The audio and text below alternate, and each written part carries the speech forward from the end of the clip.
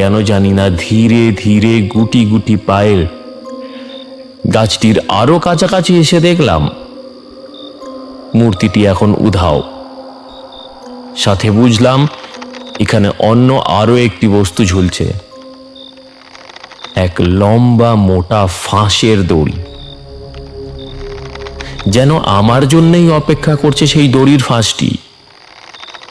যতই এগোচ্ছি ততই যেন দড়িটি আরো লম্বা হচ্ছে, আর ফাঁসটি আমার গলার দিকে নেমে আসছে। এতক্ষণে আমি পুরোপুরি নিশ্চিত যে আমি অসহায়,